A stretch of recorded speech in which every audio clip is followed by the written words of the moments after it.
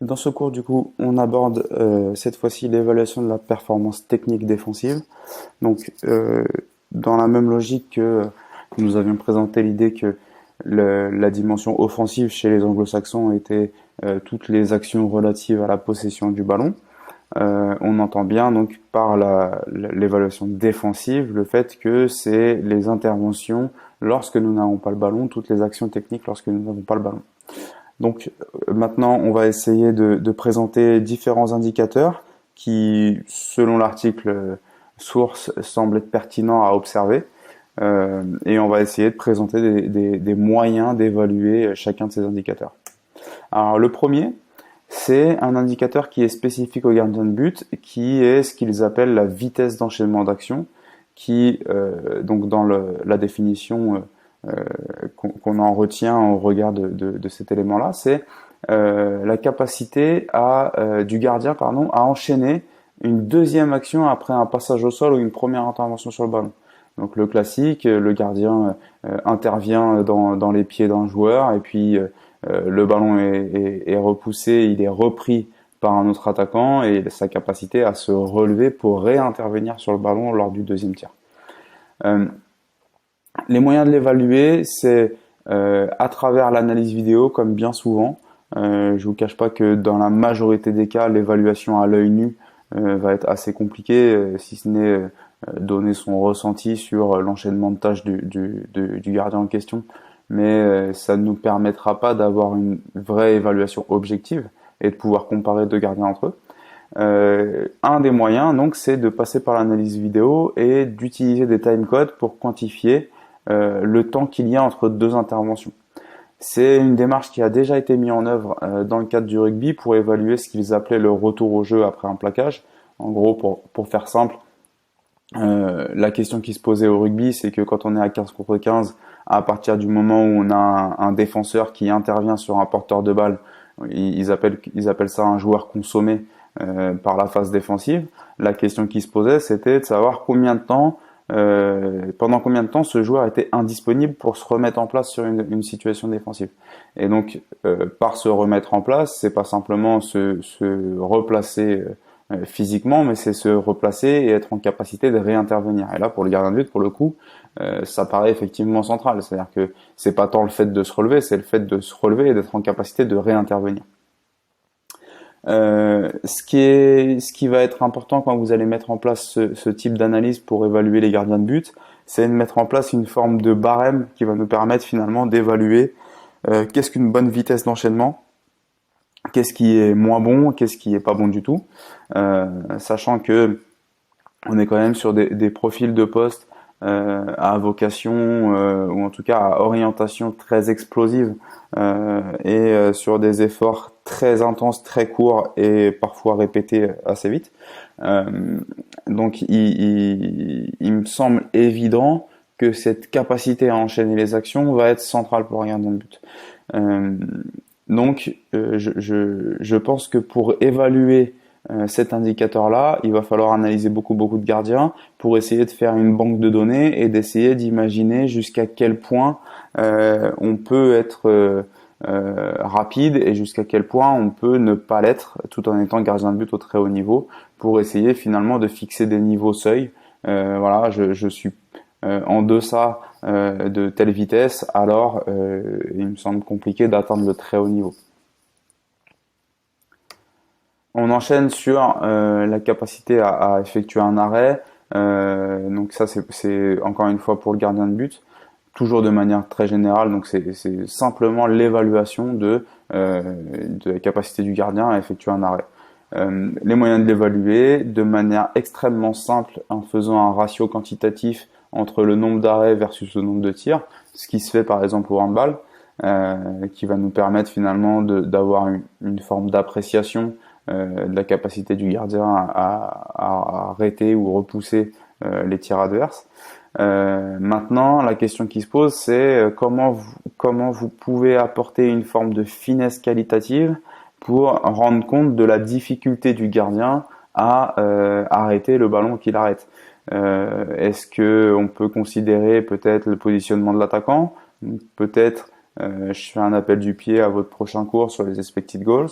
Peut-être qu'on peut prendre en compte le positionnement des défenseurs, peut-être qu'on peut prendre en compte la vitesse du ballon, peut-être qu'on peut prendre en compte le positionnement du gardien par rapport au ballon, est-ce que le ballon est détourné, etc. Donc ça fait quand même beaucoup de facteurs qui peuvent influencer l'efficacité du gardien et qui me semble important de prendre en compte pour avoir une vision la plus complète possible de la performance du gardien lors de ses arrêts. Le jeu au point, toujours pour le gardien de but, donc c'est la capacité du gardien à aller boxer le ballon des 2 points, ce qui est de moins en moins à la mode, hein, puisque maintenant on demande aux gardiens de capter autant que faire se peut, ce qui a été beaucoup plus à la mode, notamment dans les années 90. C'est assez difficile à évaluer finalement parce que il s'agit d'une intervention d'urgence et je me souviens d'échanges avec des entraîneurs de gardiens de but qui considéraient presque comme une action négative le fait d'aller boxer le ballon. C'est-à-dire que pour eux, si on en arrivait à être dans l'obligation d'aller boxer le ballon, c'est que on n'avait pas suffisamment anticipé ou qu'on n'était pas suffisamment bon pour aller capter ce même ballon. Donc ça vient un peu dans la logique de ce que je disais précédemment, c'est-à-dire qu'aujourd'hui un bon gardien doit capter ce qu'il était censé boxer il y a une dizaine d'années. Malgré tout, il me semble que c'est important quand même de pouvoir interroger cette capacité à boxer le ballon, en tout cas à éloigner le danger. Et la question qui se pose, c'est quels sont les critères et les indicateurs qualitatifs que vous allez intégrer dans cette intervention au point. Donc on le voit bien là sur l'image qui est en fond, c'est déjà la proximité du premier attaquant, c'est-à-dire que si vous vous retrouvez à passer par-dessus un attaquant pour aller boxer le ballon parce que c'est le seul moyen que vous avez de pouvoir l'éloigner sans prendre le risque de le perdre, parce que bien sûr, je rappelle que la règle c'est que tant que le gardien n'a pas sécurisé le ballon proche de sa poitrine, il reste en jeu. Donc si là il va, par exemple sur cette image-là, s'il va le capter au-dessus de son attaquant et qu'il redescend et qu'il le perd, le ballon est en jeu. Donc ça devient assez dangereux. Donc la question qui se pose, c'est maintenant, est-ce qu'on est sur une situation d'urgence comme celle-ci, ou est-ce que on est sur une situation beaucoup plus libre où le gardien a le temps d'aller intervenir, d'aller capter le ballon, le sécuriser et le relancer proprement, mais que il est perpétuellement dans des contextes d'urgence parce qu'il n'arrive pas à gérer le temps et du coup il se retrouve à boxer des ballons qui sont normalement récupérables beaucoup plus facilement. Donc ça va être un des critères qui vont être centraux pour évaluer cet élément-là.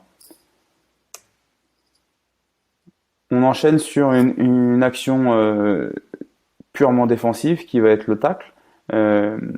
La définition anglaise du tacle, c'est une action finalement qui est, on va dire, un mix, pour pas dire une action un peu entre les deux, entre le tacle, donc l'action d'aller intervenir au sol en glissant pour aller intercepter le ballon, et la charge. Donc on est sur un entre-deux dans la définition anglo-saxonne. Globalement, ce que vous pouvez utiliser pour mesurer l'efficacité d'un joueur sur les interventions sur le porteur, finalement, donc entre le tacle et la charge, ça va être de mesurer le nombre d'interventions réussies sur le nombre d'interventions tentées. Il y a d'autres éléments qui vont nous permettre de quantifier l'efficacité défensive, notamment l'efficacité défensive collective, notamment à travers les PPDA que vous verrez au moment du cours sur la data. Et la question qui va pouvoir se poser, c'est dans quelle mesure une grosse pression défensive ne permet pas, en tout cas ne nous permet pas en tant que défenseur d'avoir des interventions défensives plus qualitatives. Je vous laisse réfléchir à ça et vous poserez la question au moment du cours sur la data, mais il me semble que quand la pression collective est beaucoup plus intéressante, que les joueurs sont dans une situation un peu plus d'urgence lorsqu'ils sont en possession du ballon, alors l'intervention sur le porteur a plus de chances de réussir puisque déjà en termes de timing, c'est plus intéressant, et de deux, si la pression collective est importante, alors le joueur ne pourra pas trop se débarrasser du ballon pour le donner à un coéquipier puisque la pression sera tellement élevée qu'on pourra intercepter la passe avec un autre joueur. Donc il me semble que cette efficacité sur l'action défensive doit prendre en compte le contexte collectif qu'on met en place en termes d'intensité défensive. Bien sûr, cette qualité est transversale à tous les profils de poste, sauf au gardien de but. La pression individuelle, qui va être finalement l'action de sortir cadrer et presser le porteur de balle de manière individuelle.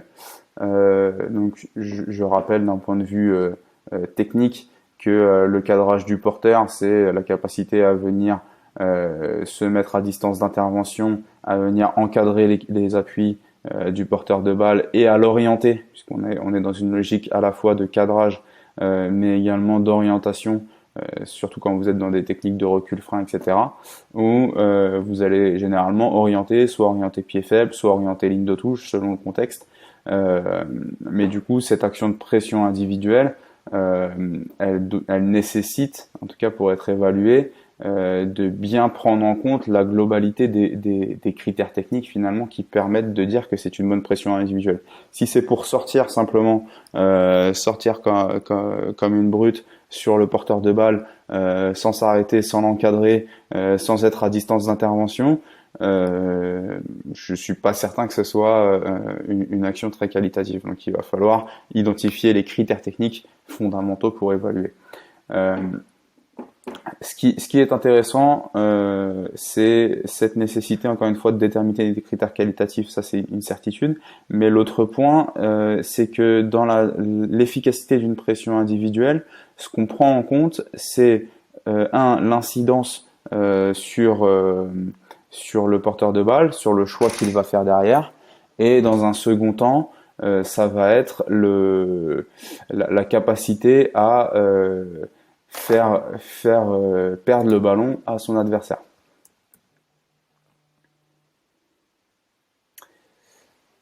On enchaîne avec les notions d'interception ou d'anticipation. Il s'agit finalement d'être capable d'anticiper une trajectoire de passe pour venir intercepter le ballon et s'offrir la possibilité de contre-attaquer. Ce qu'on peut faire pour évaluer ça, c'est assez simplement observer le nombre d'interceptions réussies sur le nombre d'interceptions tentées, le nombre de fois où on essaie de sortir pour couper une trajectoire de passe et qu'on se loupe un peu. C'est quelque chose qui va être une qualité qui va être transversale à tous les profils de poste et qui nécessite à un moment donné un haut niveau de concentration pour pouvoir intervenir rapidement dans la trajectoire du ballon. Enfin, pour finir, un dernier indicateur défensif qui va être la couverture du latéral, qui est pour le coup très spécifique parce que c'est une action de couverture défensive effectuée par le milieu excentré sur son latéral, c'est-à-dire je suis latéral, je sors pour intervenir sur le porteur du ballon, alors l'excentré va venir compenser cette sortie pour venir rajouter un joueur dans la ligne. C'est une qualité qui va être très importante, notamment quand vous mettez en place des systèmes avec deux joueurs dans les couloirs. Et ça nécessite par contre de déterminer des critères qualitatifs, encore une fois, pour évaluer l'efficacité de l'action, mais surtout des critères temporels. C'est-à-dire qu'à un moment donné, il va falloir que les joueurs aient une notion de quel temps je dois mettre pour venir reconstruire la ligne en arrière du joueur qui sort sur le porteur de balle. Et ça va être très important de donner du sens à la fois à l'action, mais également aux temporalités d'action qu'on met en place. Et donc, comme je le disais précédemment, c'est un indicateur technique qui va être primaire pour les milieux excentrés.